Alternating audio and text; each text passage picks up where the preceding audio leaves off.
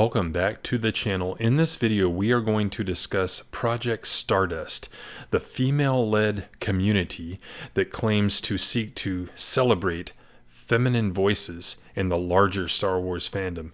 We're not going to talk so much about their postmodernist philosophy and identity politics. We'll touch on that a little bit toward the end, but that's been covered and covered well by other creators.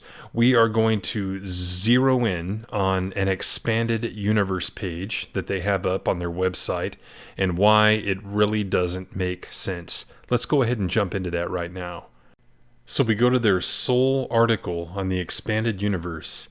The Thrawn Trilogy never would have worked on the big screen by this person, Kelly Lynn Thomas. The Star Wars sequel trilogy has been controversial since Disney announced it was erasing the expanded universe. That is not correct. The Disney trilogy has been controversial since it destroyed characters that we've loved since childhood. You could have never even heard of the expanded universe and hate that Disney trilogy because you loved the characters from the original movies. Disney rebranded the EU as Legends, and most of the books, comics, and games remain in print and accessible. Yeah, it's because they have to put out merchandise that actually sells. Today, if you scroll through any expanded universe forum or group, you'll inevitably come across a post that contains a picture of Timothy Zahn's original Thrawn Trilogy from the early 1990s with a caption that's some variation on "here's the real sequel trilogy," implying or outright stating that the Thrawn Trilogy would have made a superior set of sequel films than what Disney came up with. It's the real sequel trilogy in print. Is the argument that the Thrawn Trilogy wouldn't have worked on the big screen, or is it that it wouldn't have been superior to the Disney trilogy? What point is trying to be made in this article? They go on, it's hard to imagine now, but after 1985, after the cancellation of Marvel's ongoing Star Wars comic, there wasn't much Star Wars content to speak of aside from West End Games' Star Wars role-playing game. That is, until Timothy Zahn wrote Heir to the Empire in 1991, which picked up 5 years after Return of the Jedi and continued the adventures of Han, Leia, Luke, and Lando. The main Star Wars title actually wasn't canceled until June of 1986, halfway through the year, and the Droids and Ewoks comics continued well into 1987. That's a little gatekeeping reference you'll understand later. So, where are we coming up with 1985? It's ScreenRant as a source. Perfect. Makes a lot of sense. And West End Games is nothing to sneeze at when it comes to expanded universe. They essentially created the expanded universe. They gave it the expanded part of it. Yes, there were some preceding novels and comics, but they took everything and they blew it out and had probably dozens of books out by the time Zahn published his novel. Over the next 20 plus years, the EU explored the post-ROTJ timeline, and after the prequel trilogy was released, the gaps between films. 20 years is a long time for a friendship, even for one with fictional characters, and it proved difficult for many fans, myself included, to let go of the stories we knew and loved, and embrace a new set of stories with characters we were meeting for the first time. I'd be lying if I told you I've grown to love Rey more than Jaina Solo or Mara Jade, but I'd also be lying if I said the EU didn't have its flaws, sometimes serious ones. So it's not about the unwillingness of people to embrace new stories and flaws in the EU. The Disney stories, again, destroy the characters we love. Not just in the books, in the expanded universe books, but in the films, George Lucas's films. These movies and books that Disney produces, they're utter garbage. They've picked artists and writers that have certain philosophies and identity politics that they want to promote over good storytelling and characterizations. The article goes on, I love the EU with all my heart and all my soul and all my money. Seriously, it's an ongoing problem, but the Thrawn Trilogy simply wasn't expansive enough to conclude the Skywalker saga. It takes place over several months as opposed to the several years of the original trilogy. It features a villain who isn't evil so much as calculating and cold. Are we comparing this proposed Thrawn Trilogy as a film trilogy to the OT or to the Disney trilogy?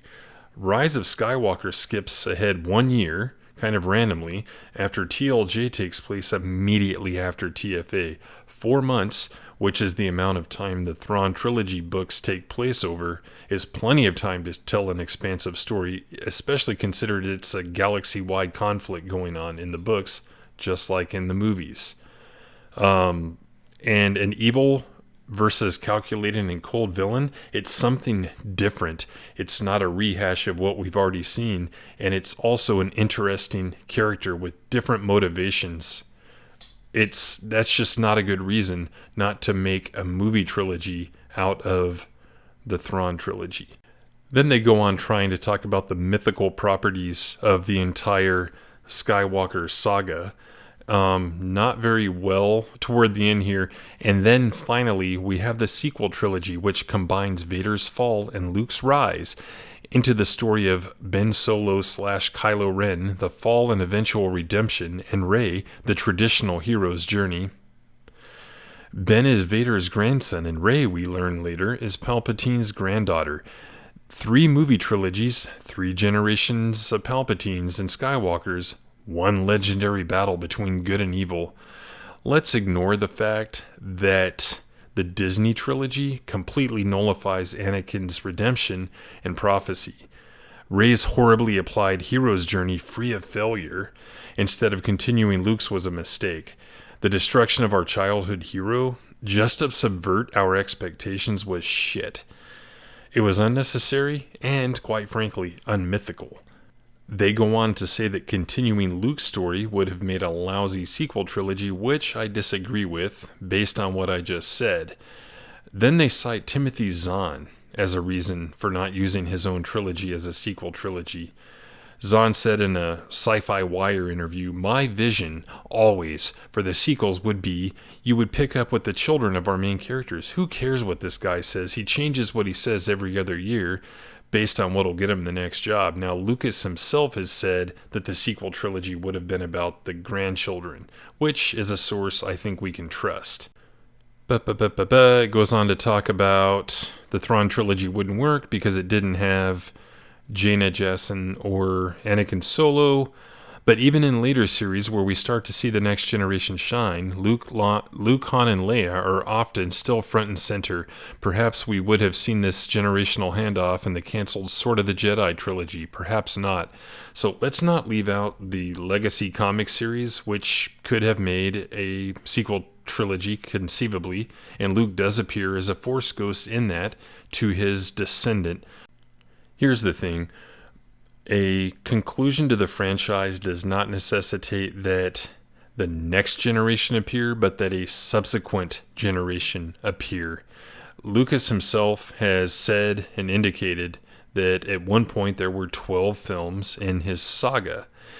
The Thrawn trilogy could have served as a bridge between the original trilogy and the final 3, introducing the next generation as children or even babies could have happened, and then the concluding generation would have been in the last 3. Nothing would stop the Thrawn trilogy from being part of the saga. This article itself says that the Thrawn trilogy was a necessary step in the evolution of Star Wars. So why wouldn't it be one of the trilogies in a potentially 12-part saga? Really, the only thing that would have held back this Thrawn trilogy from being movies was the fact that Harrison Ford, Mark Hamill, and Carrie Fisher were too old to play the roles, and you don't want to deep fake or recast those roles. You have to use the originals. Accepting that fact is not the same thing as saying that the Thrawn Trilogy would be inferior to the Disney Trilogy, or that it would not have worked on the big screen, because it would have. I know I said we weren't going to spend a lot of time on this, but it's kind of hard not to.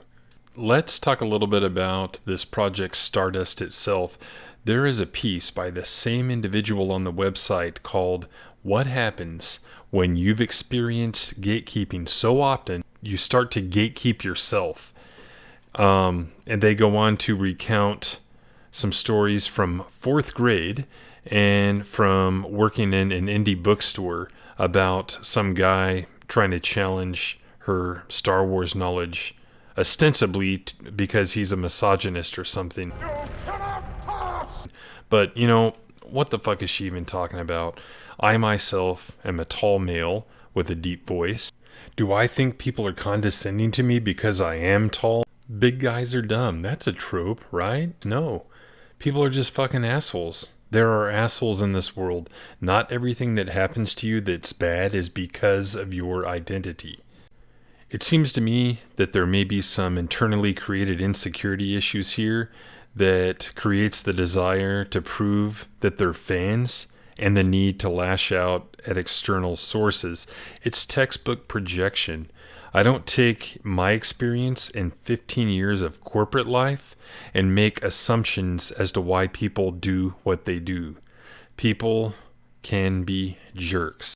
And then check out this series of tweets here. Thank you to everyone in our mentions for proving exactly why we need this space. Evidence of some positive experiences within the fandom does not negate the decades of experience which says the opposite. It means that you have chosen to ignore the obvious problems within Star Wars fandom. Again, you don't like what we're doing? We simply don't care. In fact, we expect this sort of pushback. That's really neat built-in excuse there. What we care about are those who have been pushed to the side. That's who we are here for. Don't feel that way? Move along. Feel like you're tired of the sexism, racism, and belittling? Then stay. You're the one who we are here for. We will take the hate so you don't have to. Yeah. You're a real hero. And they're talking about some positive experiences and decades of experience. Let's go back about 20 years. Where I was in a group on America Online, and we wound up writing a lot of fan fiction and playing games and stuff like that, and it was called Cis Squadron, what you see on the screen here. And all of these characters you see there were real life people that had created a character. By my count here, I see 1, 2, 3, 4, 5, 6 women. Thunder, Sky, Palin, Star, Skate, Jenny Violet. All of these were real women that were part of our fandom, and we didn't even think about that. We just all loved Star Wars. Now, of course, everyone's going to have their anecdotal evidence, as Project Stardust does, as I do. But based on experience, I have never seen anyone belittled in a systemic way in this fandom.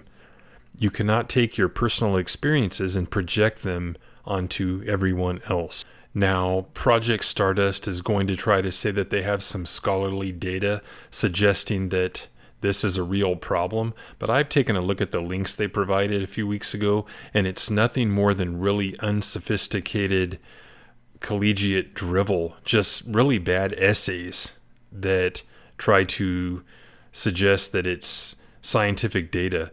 It's nothing more than anecdotal evidence, just like everything else they have.